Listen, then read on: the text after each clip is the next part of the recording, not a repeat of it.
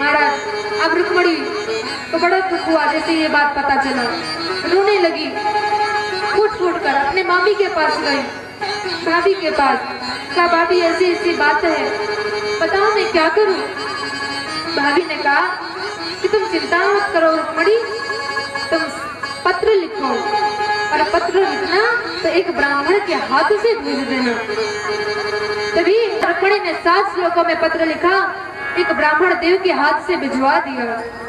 अब इधर इंतजार कर रही कि कब आएंगे गोविंद, कब द्वारिकाधीश आएंगे, मुझे लेकर के जाएंगे।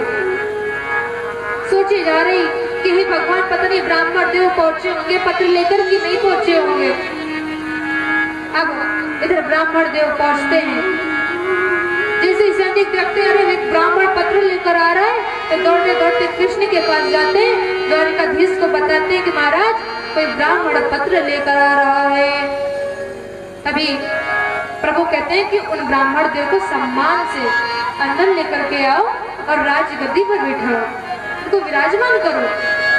तभी सैनिक स्वागत के साथ सत्कार के साथ ब्राह्मण देव को अंदर लेकर आते हैं और सादर पूर्वक बिठाते हैं, सादर सत्कार करते हैं।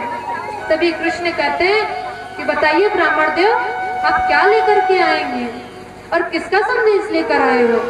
तभी ब्राह्मण ने कहा कि हे प्रभु मैं भीष्मक की पुत्री रुक्मणी का पत्र लेकर के आया हूँ। प्रभु ने कहा कि अरे कहाँ से लाए हो। बोले कुंदनपुर से लाया हूँ। बोले अच्छा।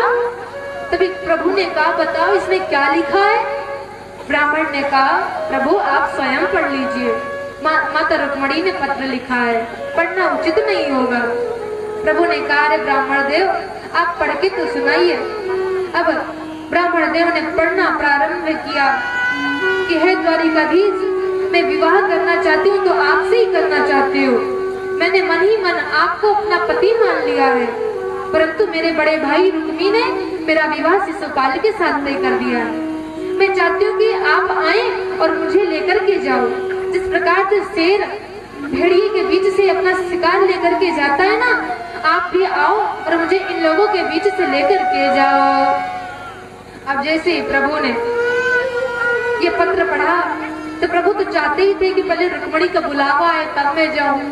अब उसी समय अपने सारथी दारुक को चौकन्ना कर दिया, सावधान हो जाओ दारुक, अब रथ तैयार करो, माता रुक्मणी का संदेशा आया है, मुझे पुकारा उन्होंने, मुझे जाना है। अब इधर उनकी शादी की तैयारी हो रही। अब माता रुक्मणी को